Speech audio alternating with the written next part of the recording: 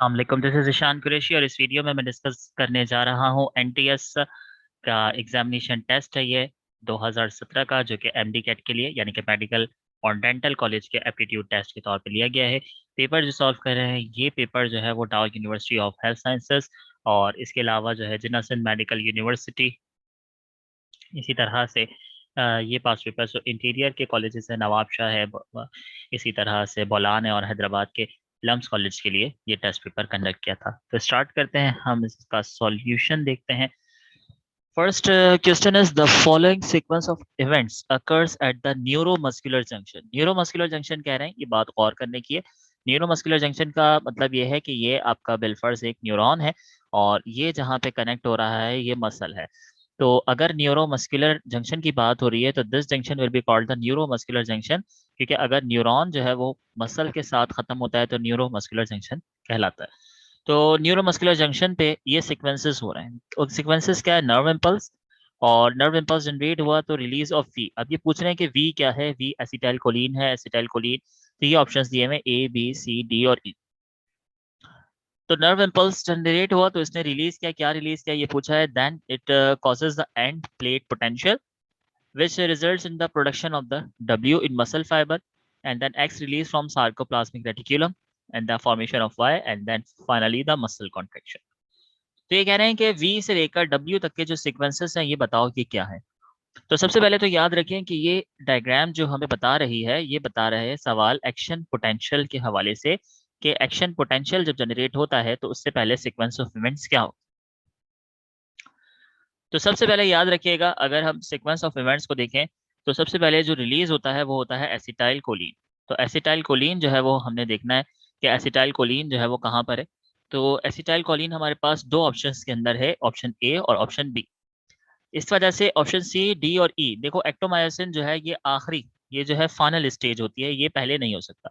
तो अब जैसे मैंने यहाँ पे बता दिया तो एक्टोमायोसिन आखिरी स्टेज है, तो एक्टोमायोसिन आखिरी स्टेज देख लो कि ये वाई यानी कि ऑप्शन ए के अंदर मौजूद। तो बहरहाल पहले तो आपने एसिटाइल कोलिन जहां जहां नहीं था उन ऑप्शंस को कट कर दिया, तो ऑप्शन सी डी और ई जो है वो कट है। तो सबसे पहले हमारे पास दो ऑप्शंस आ रहे हैं, एसिटाइल कोलिन बी और एसिटाइल कोलिन यानी कि ऑप्शन बी। अच्छा, अब एसिटाइल कोलिन के बाद क्या होगा? एसिटाइल कोलिन जब रिलीज होगा तो it will cause the action potential, action potential जो है वो जनरेट होगा।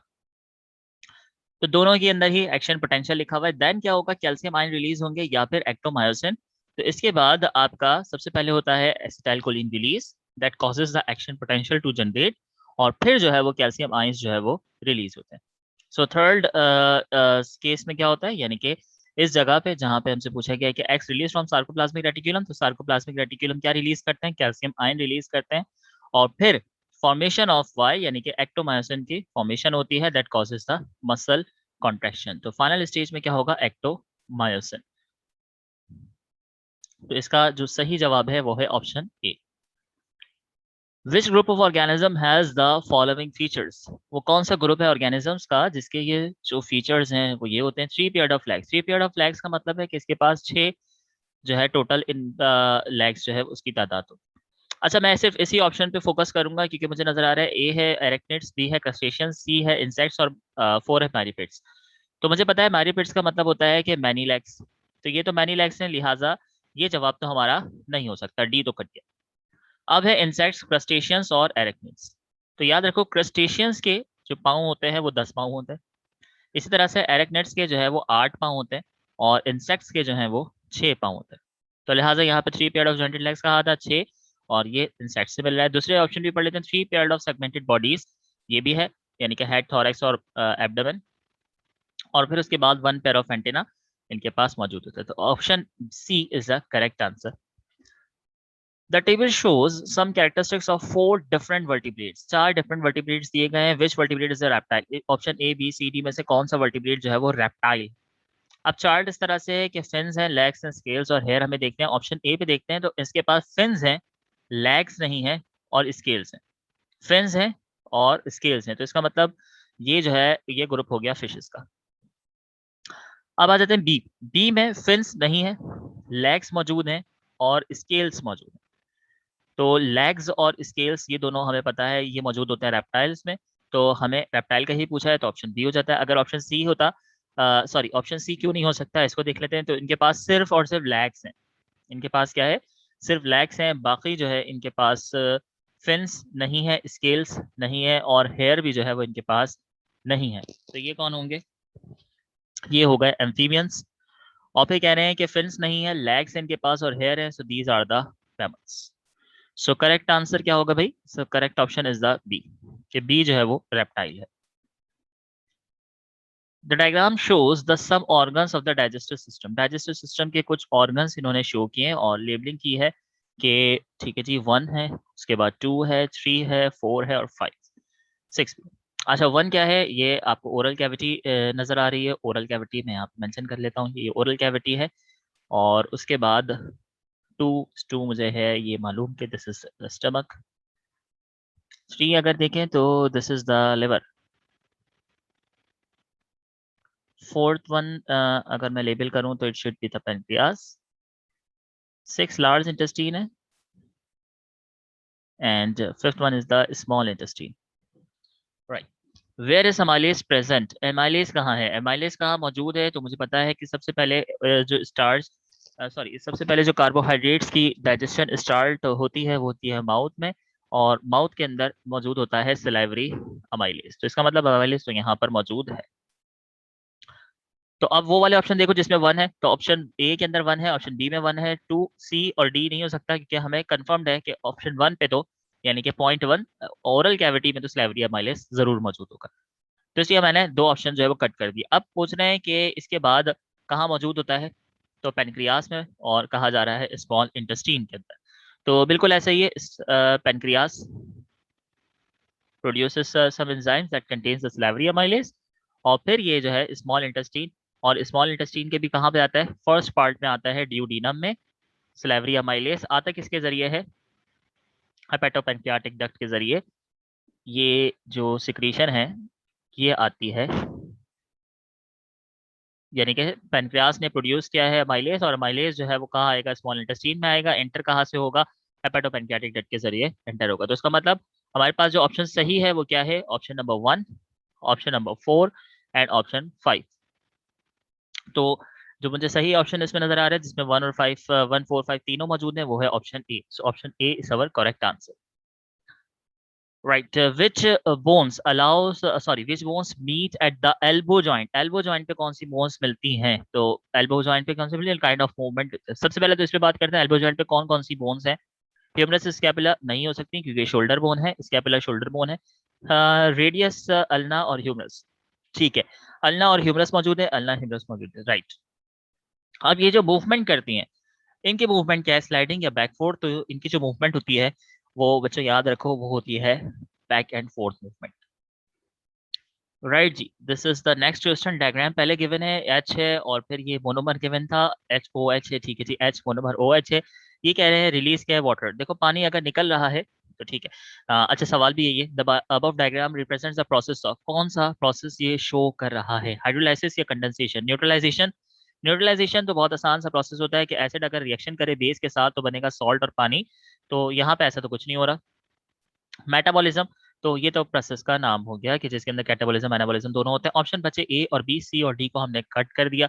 ऑप्शन ए है हाइड्रोलाइसिस, ऑप्शन बी है कंडेंसेशन। तो यहाँ पे अगर मैं देखूं तो वाटर जो है वो क्या हो रहा है, रिमूव हो रहा है, तो actual answer is the condensation. और हाइड्रोलाइसिस क्या होता है, एडिशन ऑफ वाटर। तो इन शॉर्ट अगर मैं कहता हूँ यहाँ पे पहले लिख देता हूँ, addition of water means hydrolysis, और कंडेंसेशन का मतलब होता है कि रिमूवल ऑफ वाटर। तो हम ये देख रहे हैं कि पानी जो है यहाँ से निकाला जा रहा है, पानी अगर निकलेगा तो ये रिएक्शन कहलाएगा कंडेंसेशन। और अगर ये स्टेप स्टेप जो है वो अगर चेंज हो जाता है, मिसाल के तौर पे इसके अंदर एच ओ एच ऐड हो रहा था, यानी कि पानी अगर ऐड हो रहा था, तो हम ये कहते हैं कि ये रिएक्शन है ये हाइड्रोलाइसिस है। Which the following is correctly matched, कौन सा जो ऑप्शन है, कौन सा टेबल जो है वो बता रहा है या पेयर जो है वो बता रहा है, मैच करके उन्होंने दिया, ठीक है जी। सबसे पहले ए राइबोसोम्स, राइबोसोम्स का काम मुझे पता है प्रोटीन सिंथेसिस होती है, तो ए के साथ होना चाहिए एच, ठीक है। आप पहले वो वाले ऑप्शन देखो जिसमें ए और एच है, ए और एच है, ए जे है, ए और एच है, तो इसका मतलब सी कट कर दो, ए कट कर दो, बी और डी हमें पता है। लाइसोसोम देखते हैं, तो लाइसोसोम का फंक्शन क्या होता है, लाइसोसोम का फंक्शन होता है फॉरेन पार्टिकल को डिस्ट्रॉय करना। तो बी के साथ ये आई होना चाहिए, तो बी के साथ जो है वो आई यहाँ पर है, यानी कि ये वाला ऑप्शन मुझे सही लग रहा है, लेकिन इसके साथ ए के साथ जी था, सॉरी सी तो हमने कट कर दिया ना।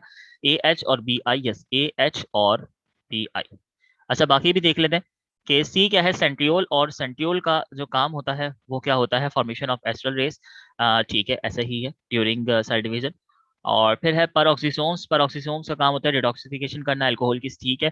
और स्मूथ एंडोप्लाज्मिक रेटिकुलम, जिसका काम होता है convert cholesterol into vitamin D in the skin. और इससे रिलेटेड एक स्टोरी भी गिवन है खातून की आपकी किताब के अंदर। So the correct answer is the B.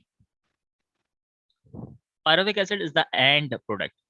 Pyruvic acid जो है वो एंड प्रोडक्ट किसका है, तो मैं तुम्हें थोड़ा सा बता दूं कि अगर ये क्वेश्चन घुमा के भी पूछें तो तुम बताओगे। देखो ग्लूकोज है, तो ग्लूकोज जो है वो एंटर करता है ग्लाइकोलाइसिस में, यानी कि प्रोसेस का नाम है ग्लाइकोलाइसिस।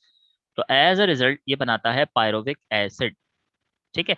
अब ये पायरोविक एसिड क्या करेगा, this pyruvic acid will enter into the Krebs cycle. और जब ये क्रैब साइकिल में एंटर होगा तो ये क्रैब साइकिल से निकलने के बाद बनाएगा NADH, यानी कि यहाँ पर इसकी होगी रिडक्शन, या FADH। अब ये NADH FADH कहाँ एंटर होगा, ये होगा इलेक्ट्रॉन ट्रांसपोर्ट चेन यानी कि ETC में, और यहाँ पे ATP जो है वो बनेगा।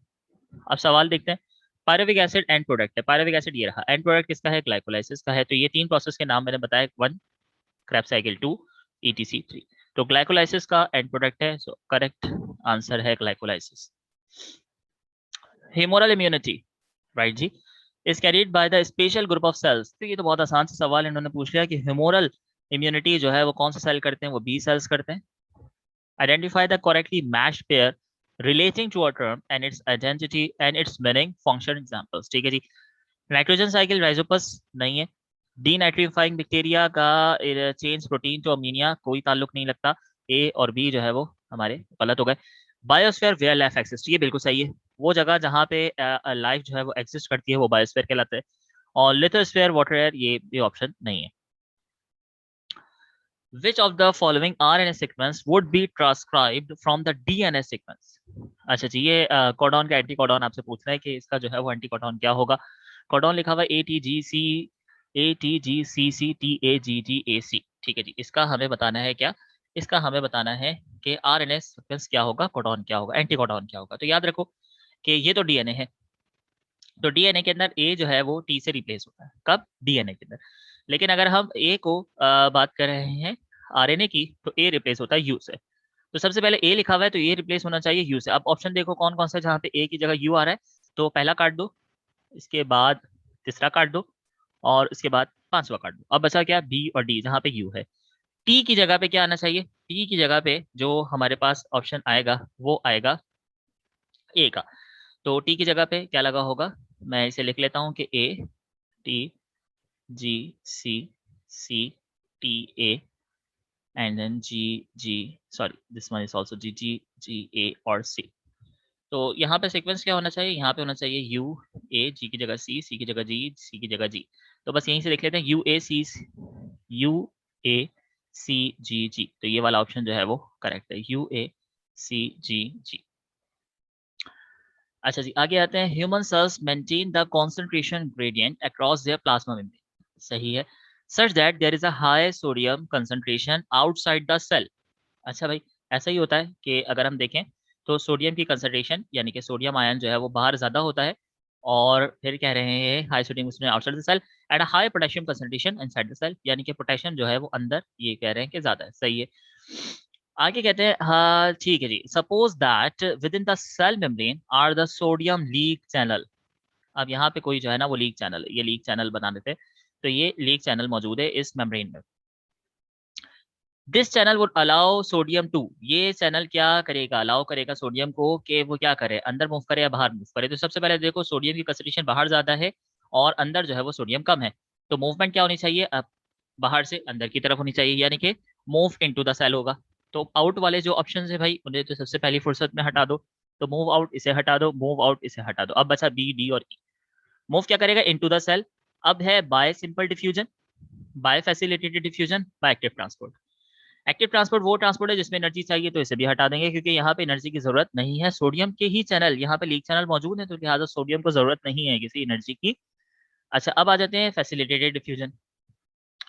फैसिलिटेटेड डिफ्यूजन क्या होता है कि अगर सेल मेम्ब्रेन, मिसाल के तौर पर ये सेल मेम्ब्रेन है और ये चैनल है, उस चैनल के जरिए अगर एंटर करना है तो यानी कि एनर्जी का एक्सपेंडिचर लगाना है, इसे कहते हैं हम कि किसी दूसरे पार्टनर की हेल्प लेकर जो एनर्जी का मॉलिक्यूल है या जो आयन है वो अंदर जा रहा है। अब यहाँ पे चूंकि किसी और सब्सटेंस की भी हमें ज़रूरत नहीं पड़ रही, फैसिलिटेशन की ज़रूरत नहीं पड़ी, तो फैसिलिटेटेड डिफ्यूजन भी काट बचा गया। Move into the cell by the simple diffusion.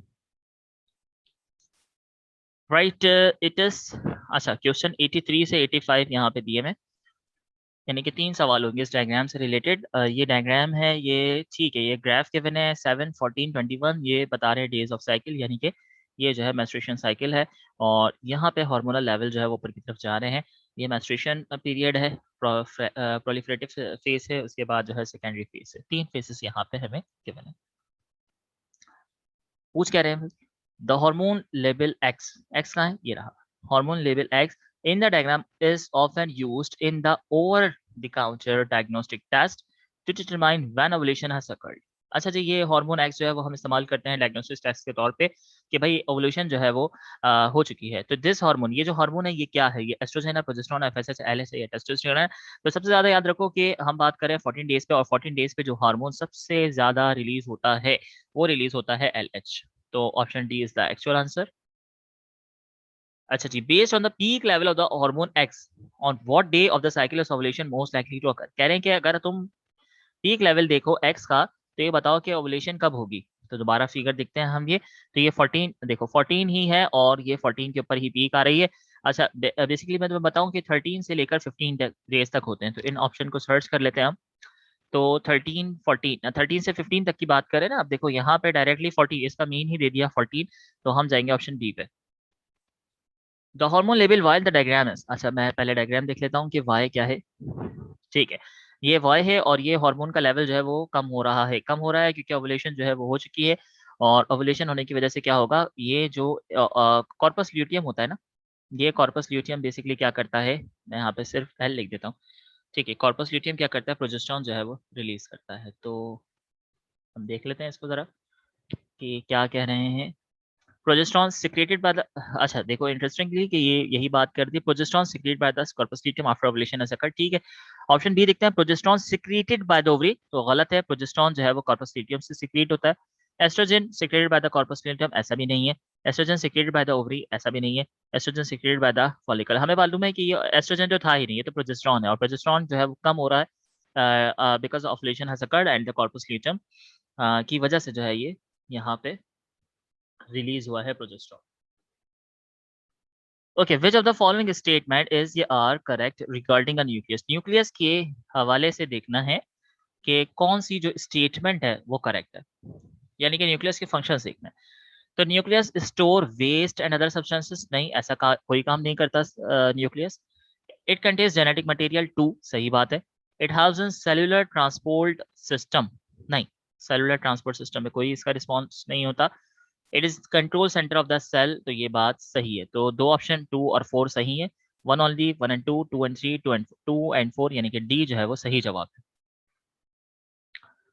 When the tuft of flagella, tuft कहते हैं बंच को, tuft of flagella are present both the ends in the structure of a bacterial cell, then condition। पहले मैं इसको तुम्हें समझाता हूँ। ए ट्राइकस का मतलब है कि ये बैक्टीरिया का सेल है और इस पे कोई भी जो है ना फ्लैजेला मौजूद नहीं है, तो ये कहलाता है ए ट्राइकस। तो ए ट्राइकस की डायग्राम हो गई ये। अब जो है हमने दूसरी बात करनी है। दूसरी बात क्या है, पेरीट्राइकस, लोफोट्राइकस, एम्फीट्राइकस और बाईट्राइकस। बाईट्राइकस को बताता हूँ, बाईट्राइकस के एक फ्लैजेला यहाँ है, एक फ्लैजेला यहाँ है, तो ये हो गया आपका बाईट्राइकस। अब ऐसा क्या, लोफोट्राइकस, पेरीट्राइकस और एम्फीट्राइकस। अब देखो अगर ये एक साइड है और इसमें यानी कि बैक्टीरिया के सिर्फ बॉडी में एक ही साइड पे बंच जो है वो मौजूद है। अगर ये बंच जो है वो एक साइड पर मौजूद होता है तो हम इसे कहते हैं कि ये लोफोट्राइकस। कब होगा, जब बंच जो है वो सिर्फ एक ही साइड पे होगा। और अगर ये बंच दोनों साइड पे मौजूद है, यानी कि ये फ्लैजिला है और इस पे जो है कि यहाँ पे एक बंच था और एक बंच जो है वो यहाँ पर है, तो हम इसे कहेंगे कि ये एम्फीट्राइकस है। तो ये होगी एम्फीट्राइकस की डायग्राम। अब बचा क्या, पेरीट्राइकस। पेरीट्राइकस क्या होता है, जिसकी पूरे फ्लैजिला की बॉडी पे जो है ना, सॉरी जिसके पूरे सेल के ऊपर फ्लैजिला जो है वो निकले हुए होते हैं, तो ये होता है आपका पेरीट्राइकस। अब इन्होंने कहा है कि दोनों साइड की बात हो रही है, that should be the amphitrichous के दोनों साइड पे क्या है, दोनों साइड पर आपके बंच ऑफ फ्लैजेला वो मौजूद है। सिंगल की बात नहीं की, बंच की बात की थी। Cystic fibrosis patient lacks a gene that codes for a transmembrane carrier of sodium ion, potassium ion, chloride ion, calcium ion या magnesium ion, so that is the chloride ion. Which features do animal cell share with the plant cell? वो कौन सा feature है जो animal और plant cell में जो है वो सेम होता है? क्लोरोप्लास्ट एनिमल में नहीं होता, क्लोरोप्लास्ट नहीं होता। ए और बी तो काट दिया। अब बचा क्या? ऑप्शन सी और डी। तो क्लोरोप्लास्ट एनिमल में नहीं है, एनिमल में नहीं है, ठीक है। ऑप्शन सेकंड केस देखते हैं, साइटोप्लाज्म। साइटोप्लाज्म एनिमल में भी है और प्लांट में भी है। न्यूक्लियस भी एनिमल प्लांट दोनों में है। ये कह रहे हैं नहीं, तो ऐसा नहीं हो सकता, तो ऑप्शन सी हमारा जो है वो सही जवाब होगा। प्लेटीहेल्मिन्थ का मतलब क्या है? प्लेटीहेल्मिन्थ का मतलब है flat worms, round worms, segmented worms या नन ऑफ द अबव। तो इसका मतलब होता है flat worms. All of the following are mammals except the shark. Shark के अलावा जितने भी हैं यहाँ पे वो सब मैमल्स हैं। ओके जी, ये पेडिग्री आ गया। सवाल, in the pedigree of a family shown above brown eyes are indicated as. ये अच्छा देखो, ये ब्राउन आइज है, ये ब्राउन आइज है, ये ब्राउन आइज है और ये ब्राउन आइज है, यानी कि खाली वाले जो डब्बे हैं वो ब्राउन आइज है। और brown eyes and blue eyes S, यानी कि जो ये कंप्लीट जो है ना इसको कवर किया हुआ है, तो ये शो किया हुआ है, तो ये ब्लू आइज है। Javeria and Juhi are twins. अब जवेरिया और जूही दोनों ट्विंस है। From this chart it can be determined that, इस चार्ट से हमें ये पता चलता है कि ताहिर और मैरी जो है आर होमोजाइगस। मैरी कौन है? ये मरियम होना चाहिए ना, Mariam. Yes, Tahir and Mariam are homozygous for brown eyes. अच्छा, ये कैसे पता चलेगा? इसको पहले मैं आसान कर देता हूँ कि देखो पहले देखते हैं कि ब्राउन आइज कितनी है। ये ब्राउन आइज बताई ना इन्होंने कि brown eyes are indicated by ये खाली डब्बा। तो ये ब्राउन आइज, ये ब्राउन आइज, ये ब्राउन आइज, ये ब्राउन आइज, तो ये ब्राउन आइज जो है वो टोटल है 4। अच्छा जी, उसके बाद दूसरी आइज का कलर है ब्लू, और वो ब्लू हमें नजर आ रही है सिर्फ एक है, तो मैंने लिख दिया ब्लू यहाँ पर एक। अब पहले तो डोमिनेंट और रिसेसिव कैरेक्टर देख लेते हैं। तो ये ब्राउन कलर सबसे ज्यादा शो हो रहा है, तो ये डोमिनेंट है, तो मैं इसे लिखता हूँ कैपिटल बी से। और ब्लू कलर को मैं लिख लेता हूँ स्मॉल बी से। ठीक है जी, तो यानी कि ये कैपिटल बी है और ये इसका जो रिसेप्टर, इसका जो जीन है वो स्मॉल बी, ये स्मॉल बी और इसका कैपिटल बी। कहता है कि Tahir and Mariam are homozygous for brown eyes. Tahir कौन है? ये। और मरियम कौन है? ये। कह रहे हैं कि दोनों ही ब्राउन आइज के लिए होमोजाइगस है। अब ब्राउन आइज का मतलब है कि इनके पास भी, इसके पास भी कैपिटल बी होता, और इसके पास भी कैपिटल बी होता। अगर ऐसा केस होता तो इसका मतलब तो ये है कि यहाँ पर जो है वो ऑप्शन में जूही का जो है वो गलत है, क्योंकि अगर बी और बी कैपिटल है तो स्मॉल बी नहीं हो सकता। स्मॉल बी किस केस में होगा? जब ब्लू आइज में। तो ब्लू आइज यहाँ पे प्रोड्यूस हो गई है, इसका मतलब ये है कि बी, स्मॉल बी और स्मॉल बी दोनों जो है वो जीन्स मौजूद है। तो इनमें से किसी के एक के पास जो है ना वो ये वाला केस होगा, बी स्मॉल बी। जभी तो ये वाला स्मॉल बी यानी कि ब्राउन ब्लू आइज वाले जीन्स मिलेंगे, और ये वाला बीबी यानी कि जूही जो है वो प्रोड्यूस होगी। तो पहला ऑप्शन ताहिर और मरियम जो है वो होमोजाइगस तो नहीं। Javeria and Juhi are identical twins, ये भी नहीं हो सकता। देखो जवेरिया और जूही अगर आइडेंटिकल ट्विंस होते तो पहला ही फीचर यानी कि उसका आई कलर जो है वो सेम होता। आई कलर जो है वो सेम नहीं है, इसका मतलब ये दोनों आइडेंटिकल ट्विंस नहीं है। आइडेंटिकल ट्विंस के लिए आपकी कंडीशन यही होती है कि सब चीजें जो है वो सेम होती है। जूही is heterozygous for blue eyes. जूही जो है वो हीटरोजाइगस है ब्लू आइज के लिए। अब देखो ब्लू आइज का हीटरोजाइगस नहीं होता, नहीं हो सकता, क्योंकि अगर ये हम कहते हैं कि ये कैपिटल बी स्मॉल बी होता, तो ये कैपिटल बी जो है वो डोमिनेंट है ब्राउन के लिए, तो कलर ब्राउन हो जाता, लिहाजा ऑप्शन सी भी नहीं हो सकता, हीटरोजाइगस नहीं हो सकता। और ऑप्शन डी क्या है? होमोजाइगस, तो वही हमारा ऑप्शन है कि जूही जो है वो होमोजाइगस है। होमोजाइगस है जब भी उसका जो है वो ब्लू कलर अपियर हुआ है। अच्छा, Javeria and Saad are homozygous for brown eyes.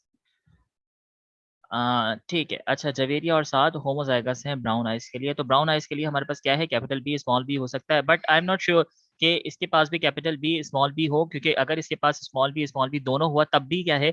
तब भी ये ब्राउन आइज की। तो this is not a 100% true option. यहाँ पे 50-50 वाली बात है कि ऐसा कि दोनों के पास जो है वो कैपिटल बी स्मॉल बी हो या दोनों स्मॉल बी हो, तो ये जो है पॉसिबिलिटी पर है। Although the D option is actually correct. Viruses resemble living things because viruses को लिविंग थिंग्स से रिजेंबल किया जाता है। क्यों किया जाता है? Because they can reproduce inside the living host. The part of the digestive system that is not in contact with the food, वो पार्ट डाइजेस्टिव सिस्टम का जो कि खाने के साथ कॉन्टैक्ट नहीं करता है। स्मॉल इंटेस्टाइन, यहाँ से खाना गुजरता है, मैदा यानी कि स्टमक खाना गुजरता है, लिवर से खाना नहीं गुजरता, तो लिवर जो है हमारा ऑप्शन होगा। लार्ज इंटेस्टाइन से खाना गुजरेगा, ट्रैकिया से खाना जो है वो गुजरता है। All of the following protect the body against the, अच्छा यहाँ पे एक चीज कंफर्म कर लें कि a part of the digestive system का part, trachea is not the part of the digestive system. तो इसलिए ऑप्शन ई तो ऐसे ही कर दिया।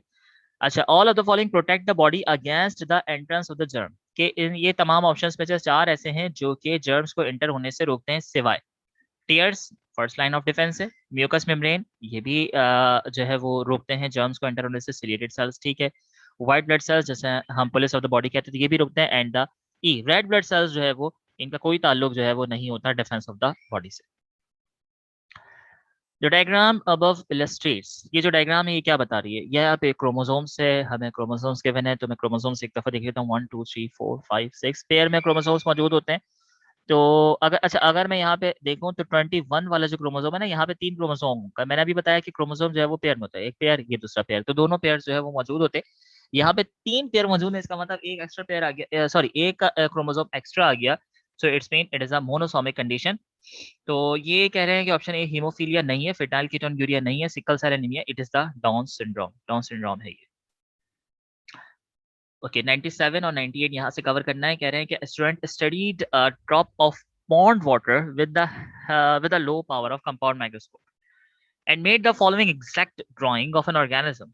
So she observed, अच्छा ये she है, ठीक है जी, ये माइक्रोस्कोप में इन्होंने ऑब्जर्व किया, तो ये डायग्राम है। अच्छा ये रेगुलर नजर आ रही है, तो मैं इसका स्ट्रक्चर बना के अगर तुम्हें दिखाऊं तो ये जो स्ट्रक्चर होता है, ये स्ट्रक्चर होगा इसका, बचपन से पढ़े हो तुम लोग 9th क्लास से, amoeba amoeba amoeba, and this amoeba belongs to the what, protozoa.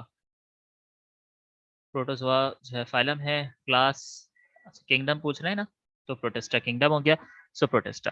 अच्छा मोनेरा ये नहीं हो सकता, क्यों नहीं हो सकता, क्योंकि जो है ये इसके अंदर जो है वो बैक्टीरिया होना चाहिए था, मेटाजोआ नहीं है, एनिमल सेल नहीं है, ब्रायोफाइटा नहीं है। The organism moves means by, अच्छा इसी का मजीद सवाल पूछ लिया इंटरेस्टिंग कि भाई ये जो ऑर्गेनिज्म है वो मूव कैसे करेगा, तो it moves by the help of the pseudopodia. Pseudopodia इसका लोकोमोटरी ऑर्गन्स है, यानी कि मैं से थोड़ा सा अगर पिक्चर से बताऊं कि अमीबा को मूव करना है, यहाँ पर आना है, तो ये क्या करेगा, इस पार्ट को एक्सटेंड करेगा, और एक्सटेंड करने के बाद पूरी बॉडी इस तरफ खींच के ले आएगा, फिर मजीद एक्सटेंड करके इस तरफ जो है बॉडी एक्सटेंड कर लेगा। So this false movement is called the pseudopodia. In a pyramid of energy, which level represents the greatest amount of energy? सबसे ज्यादा एनर्जी कहाँ पर होती है? तो अगर आपको याद है तो आपने किताब में इस तरह का एक ट्राइंगल पढ़ा था, ठीक है ना, ये पिरामिड कहलाता है, और इस पिरामिड में अगर तुम देखो तो सबसे पहले जो है वो प्रोड्यूसर्स होते हैं, मैं डायग्राम में नहीं लिख पाऊंगा तो मैं यहाँ लिख देता हूँ, प्रोड्यूसर्स हैं, और इन प्रोड्यूसर्स को, यानी कि प्लांट है, खाना बनाया, खाना बनाने के बाद इनको सर्व करते हैं कौन से, first order consumers, first consumers इनको कंज्यूम कर लेंगे, और उसके बाद जो है फिर इनको सेकंड कंज्यूमर्स कर लेंगे, और फिर उसके बाद जो है थर्ड आ जाएंगे, और फिर उसके बाद जो है वो डीकम्पोजर्स ले लेंगे। सबसे ज्यादा एनर्जी कहाँ पर है, प्रोड्यूसर्स के पास है। The phenomena known as crossing over का जो फिनोमेना है कब होता है, मियोसिस में होता है, ये भी बचपन से पढ़े हो 9th क्लास से, सो इतने ज्यादा मुश्किल इसमें सवालात नहीं थे। मैं उम्मीद करता हूँ कि आपको ये तमाम स्टेटमेंट और इनके आंसर जो है समझ में आए होंगे। I wish you all the best of luck for your examination.